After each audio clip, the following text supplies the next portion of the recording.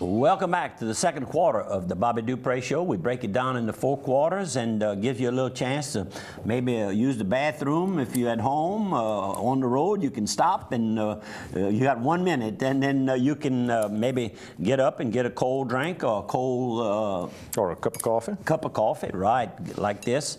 And anyhow, we have some more good things to talk about. We got a couple of good sponsors. Let's do that. Dixie Storage, all your storage needs, Dixie can help you with personal and commercial storage, little units, big units, from little tiny ones you want to put a handful of parts. Maybe you're a businessman, maybe you're a homeowner with a handful of items, maybe you want to get a bigger unit to put some furniture in. If you want to put your RV in with electricity and climate control, they've got that too. Put your boats, you can do all that. They've also got a certified scale at their Port Barry location. If you're a trucker, you can make sure that you're all nice and to spec when you go by there. Railroad spur access. They've got Dixie One Trucking that can move your loads around between different warehouses here in St. Landry Parish. Will take care of that for you as well.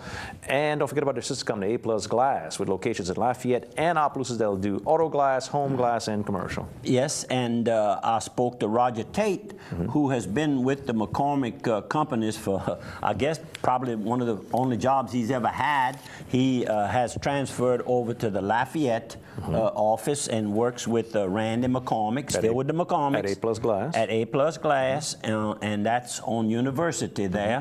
And he says that business is good and keeping him busy, and helps take care of Mr. Randy. Good morning to all of you. And I got one more subject to talk about. If you can get that other gentleman that looks kind of like Ken, but he's got the big hat on, and there.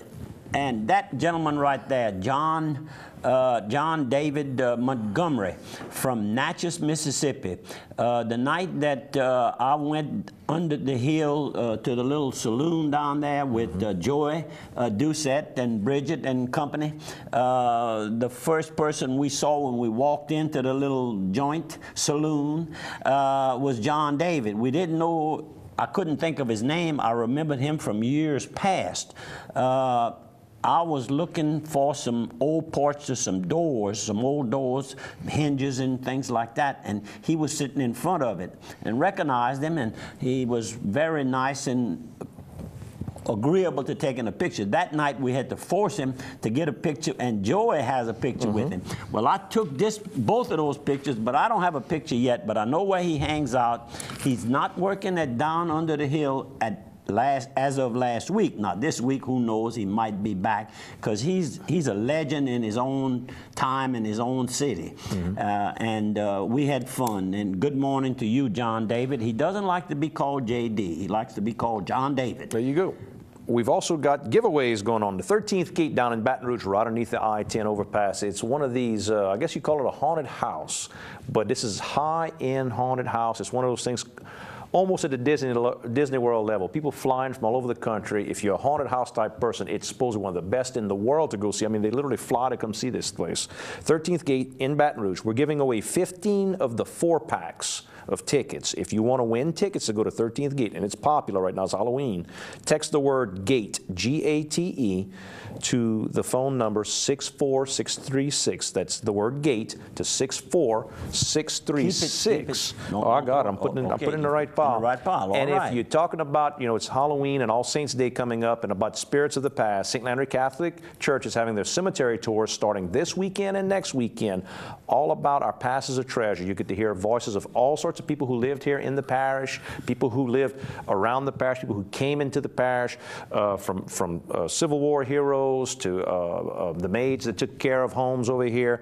$10 a person. The tours are on this Saturday, next Saturday, 6, 7, and 8 p.m. And then on Sunday afternoons from 2 o'clock p.m. and 3 o'clock p.m. Bring comfortable shoes, bring you a $10 bill. You'll love it. There'll be all kind of historical books for sale there as well. 2 years ago, and I can say that I raised there and made my first communion and confirmation and everything at the big church there.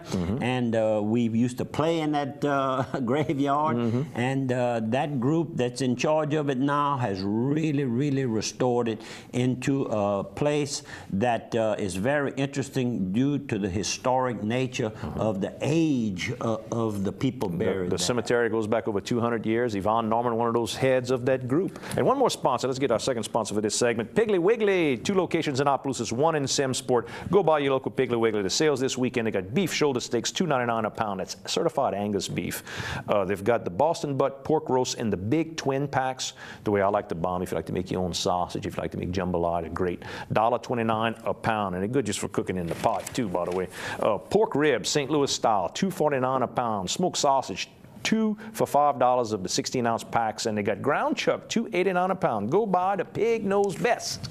I was watching the president in one of his speeches, and that would have been last Thursday. It was about 9:51 a.m. in the morning, and he was talking about a family. He was in an industrial plant. Y'all probably remember seeing it because all the TV stations basically follow the president when he goes to these various places, and he's trying to talk up his strategy, if you can call it strategy. And he talked about an immigrant family that came in, and they spoke no English, the husband and the wife, and the children learned how to speak English rather quickly, probably knew a few words before, went on to college, and in the meantime, the mother and the father started a little construction business that now works over 250 employees. And the son came back. He had started his own business, but he found out that daddy had the idea and had it going good and is now running. And it reminded me of a story. That's not what I'm leading up to. I'm leading up to a story right here in Opelousas. I saw it with my own eyes, and I think a lot of you are going to recall the situation. There was a man that he and his wife started a construction business with a 2.5-ton flatbed truck, probably about 6 wheelbarrows and 12 shovels. And later on, this contractor kept growing and growing, and by now you might have an idea that I'm talking about Pat and Laddie James with Prairie Construction Company. What a story. And of course we had a premature death there. Laddie died at a very young age a few years back, and had really just done well and quite well. I'll never forget that scene on Highway 190. They were doing some construction work, and they had dug a big manhole, and he was at the bottom. All I could see was the top of his face, and I was riding by. I was not looking for him. I was just riding on the highway there. And that stuck in my mind. I mean, even though he had grown to be a successful highway construction company, very successful all over the state of Louisiana. He was still hands-on. He was still hands-on, and still everybody in that company respected him. And it's like he knew something was coming, because he sold the business to the employees, to I think it's three of the employees that were his top management team.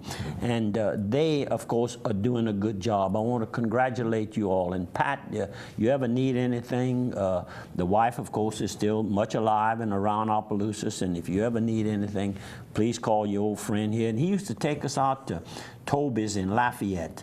And Gene and Bessie, Adelaide and I, and a group of others of his close friends and people that he did work with, that worked together on these construction projects. And he would silently go by and make all the preparations. At a certain time, 11:30, we all went into the big room. We sat down, we ate steaks. I mean, he ordered them all one way, and they were all good.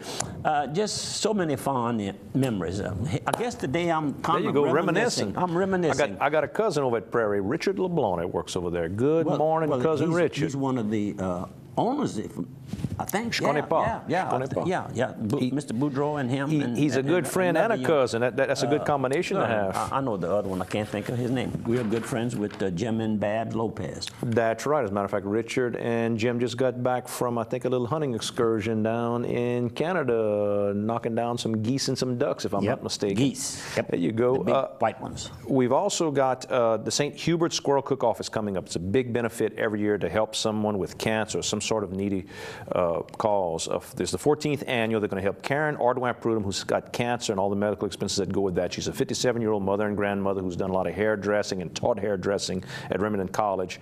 If you want to participate in the cook-off at the Squirrel Cook-Off, $50 a team. First through 5 gets something to win, from weapons to opticals and all that type of thing. They've got a DJ, kids corner, a BB gun shooting contest for the kids, beverages, all at Willis Campground. Go by, you'll have a good time. 948-4362. That's October 19th on a Saturday. On Monday afternoon, we had a little local meeting of the Opelousas High School, former high school boxers, and we finalizing, and of course we taping on Wednesday morning, and at 2:30 on Wednesday afternoon, this afternoon, we're having a meeting of the board of directors of the Louisiana High School Boxing Association over in Sunset at the former Rooster Fighting Place, now Sunset Event Center. And we, of course, are going to hold the awards banquet and not banquet, gathering and reunion on Sunday the 20th, which will be not this Sunday, but the following Sunday from now. So we starting at 2 p.m. 2 p.m. We want to remind all of you that had an interest in boxing, participated in boxing, just knew some boxing, or you just like boxing and you wanting to come and see who these people were that attracted. It was the biggest sport in each school where it was held. Some of the places that they fought, they would fight in the 50-yard line on the football field, so they'd have enough stands and room for everybody to gather around. I've heard those stories. Yeah. They come from all around to see. It was the sport back in its day, and it ended in 1958, and Larry Lalonde was the last state champion on the Opelousas High School boxing team. And last Saturday, there was a memorial service. He died recently, and his wife and family held a memorial service over in New Iberia where he was living. I'm very sorry I wasn't able to attend. I was working on my little project house over in Natchez, Mississippi. You might show them where I'm cutting. Here you are. I'm using a little electric power saw that I got when I had bought one of the houses I bought over there. Mr. Burt gave me that little saw and all the tools. He didn't need that in the big building that he moved into in New Orleans. Mr. Burt doesn't need any of that. That's all provided, so he gave it to me, and here I am, Mr. Burt, cutting trees down and cleaning up the little place that I purchased. Not the one I bought from you. I sold that to Miss Diane Brown, and she is completely renovating it, Mr. Burt. And how about this one? This is John and Missy Darbone. He walked up to me having lunch at Barry's and crawfish place on South Union Street, and John walked up and introduced himself, Attaway's nephew, Attaway Darbone's nephew, and his wife Missy. And he and his brother have a crawfish processing plant in Ville Platte and Evangeline Parish, where there's a lot of crawfish raised there. The soil, area from the soil, and there's a lot of rice farming that goes on. So rice farming and crawfish farming go together, go hand in hand. And Missy is a pharmacist over in Bunkie at Fred's Pharmacy and Fred's Convenience type store. Sure. Kind of like a Family Dollar. They're not strong down here. They might open a new one in Carencro, if I'm not mistaken. But North Louisiana is where I guess they got started, maybe Arkansas or someplace. We're going to take a 1-minute break, folks. Appreciate you watching. It's halftime. We're going to see you on the other side of 1 minute.